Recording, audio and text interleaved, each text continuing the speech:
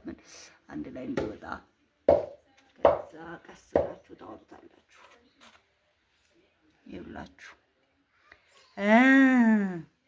ቅቤያችንን ይመስላል። ከዛን እዚህ ጋር ውሃ አለኝ። ውሃ ላይ እናደርገዋለን ማለት ነው። ሰላም የተከበራችሁ የተወደዳችሁ የቻናሌ ቤተሰቦች እንዴት ናችሁ? ደህና ናችሁ ወይ? ዛሬ እንግዲህ እስቲ ወተት ልንመጥ ነው። እንግዲህ ተመልካቾች ያው ቅቤ በነገራችን ላይ ቅቤ በአሁኑ ሰዓት ቀርቷል። ምክንያቱም አስፋልት ነው። ወይኔ ጥላሸቱ ታዲያ የምታዩታላችሁ። ሰው እንግዲህ መጀመሪያ ወይራ እናጥነዋለን እንትናችንን ማለት ነው። እንስራችንን በደንብ እናጥነዋለን። አሁን ሁለተኛ ነው በነገራችን ላይ ሰዓት ነው። ከዛ በኋላ እንግዲህ ትንሽ አጠን ካረግነው በኋላ አይውቃችሁ እንፋሎቱ እንዲቆጣ በኋላ ክዳን አለው ከደናል ማለት ነው። እዚህ ጋር እንግዲህ እንደምትመለከቱት እናቴ እንደዚህ አርግታለች ማለት ነው። ይሄ ወተቱ እንደዚህ ረግቷል። ከዛን እስኪ ትንሽ እናንቀላቅለው። ይላችሁ ከታች ያለው በጣም ከላይ ያለው በጣም ዳቦ ነው ማለት ነው። ከዛ እንዲቀልቀል እናደርገዋለን። ከስር ያው አይብ ላዩ ነው ወፍራም፣ ውስጡ ትንሽ ቀጠን ይላል። ከዛ እንዲመታ መታ ካረግነው በኋላ እንጨምረዋለን።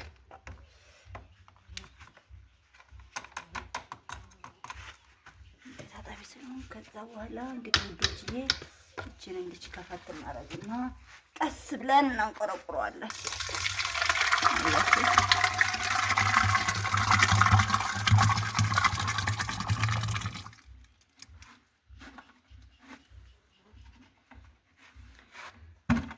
ከዛ እንግዲህ ውዶችዬ እጄን ታጥቤ እንጣ።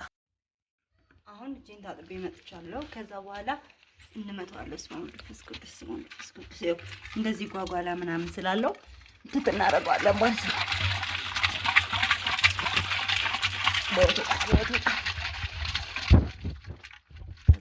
ዞር እያደረጋችሁ እጃችሁን ምን ታደርጉታላችሁ?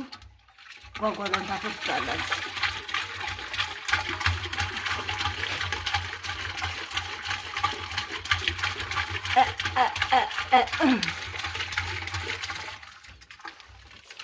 ምክንያቱም ካልሆነ ግን ቅቤ ነው ብላችሁ ወጣ ብላችሁ ስታዩት እንትን ነው የሚሆነው ማለት ነው። ይሄ እርጎ ነው የሚሆነው። እርጎ ግን ሳልቀንስ እኔ ሳልበላ ይላል። ስለዚህ በደንብ መመታት አለበት። ስትመቱት ይጠፋል ማለት ነው። ይጓጓል።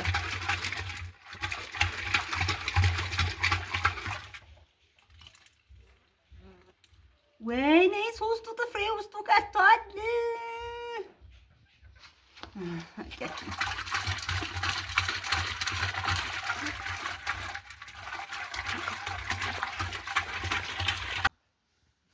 እንግዲህ ተመልካቾች እንደምትመለከቱት እንደዚህ ታስራለች ማለት ነው። ምክንያቱም እንዳታፈስ። ከዛ እንግዲህ እናወዛውዛታለን። ስንት ሰዓት እንደሚፈጅብን በዚሁ አጋጣሚ እነግራችኋለሁ ማለት ነው። በነገራችን ላይ በጣም ቆይተናል ከላጥን እና ዛሬ እንግዲህ ንጠን ቅቤያችን እንቀባለን። እዛ ይዘን ማወዛወዝ ነው። አይገርማችሁም? ይችን ስራ ስንት ዓመቷ እንደሆነ ብታውቁ ማለት ነው። ለታናሽ ወንድሜ እንግዲህ 27 ዓመት ሞልቶታል። 27 ዓመት ሙሉ የኖረችን ስራችን ነች ይቺ። እዚህ ገብቻ የተሰበረችው ማለት ነው። ከዛ በተረፈ አለች እንግዲህ አስቡት። ቅርፍ እኛ ጋር በጣም ወይ ጥላሸት ነው ቤቱ ጥላሸት ነው።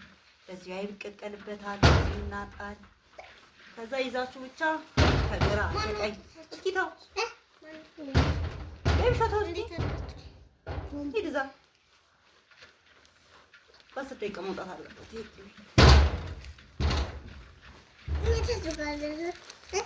በእጅና እጃችሁን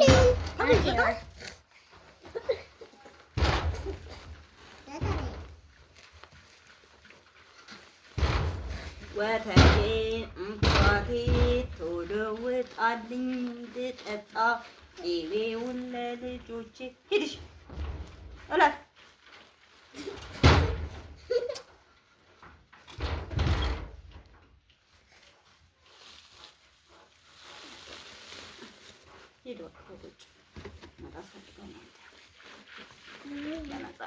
መጫት ነው እኮ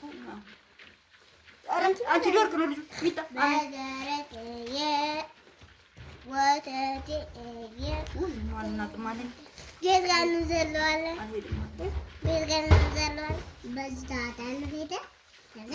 ግንባር እንዳይለ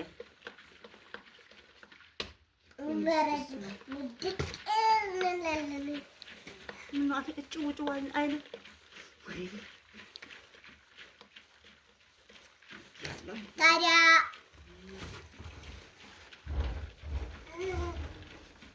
ወይድ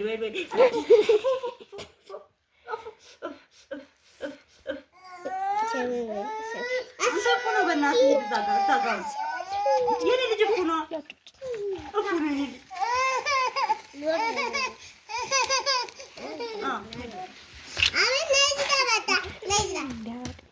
ሰው እንግዲህ ተመልካቾች አሁን እየጠጋገን ነው፣ እንፈተዋለን።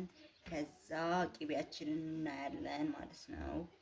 ቂቤያችን እንግዲህ ያው እንደዚህ የሚታሰረው ውዶችዬ ለምንድን ነው ታውቃላችሁ? ወተቱ እንዳይፈስ። ዝንቦቹ ደግሞ እሺ አይዋችን ቂቤያችን ወጥቷል። እስቲ ይታይ እንደሆነ ጎደል እናርግላችሁ።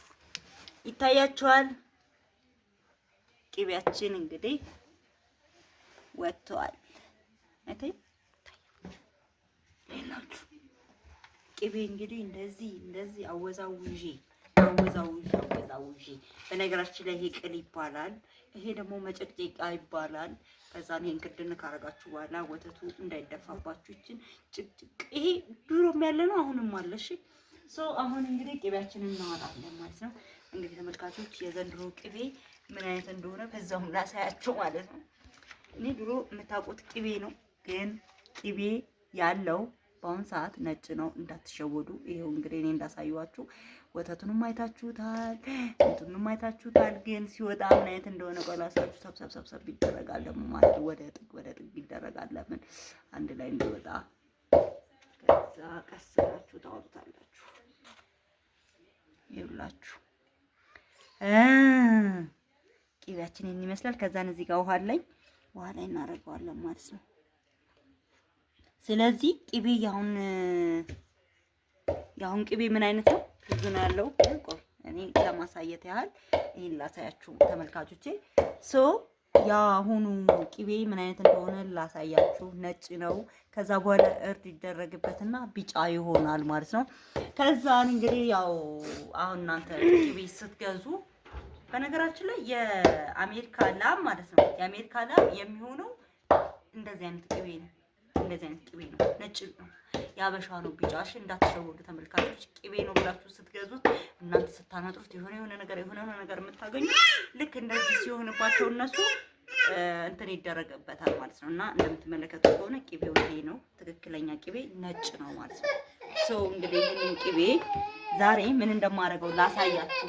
አንተ ደግሞ እንዳታስገባኝ አደራ። ያው እንግዲህ ልጅ እዚህ ጋር እንደምትመለከቱት አለኝ የናቁትን ቅቤ። ልጅ ምን ነው እንደዚህ እናደርግና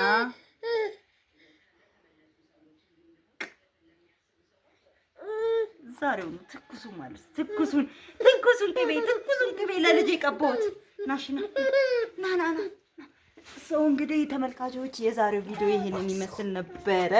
በእናቴ ቤት እንግዲህ ወተት እንደዚህ ልጬ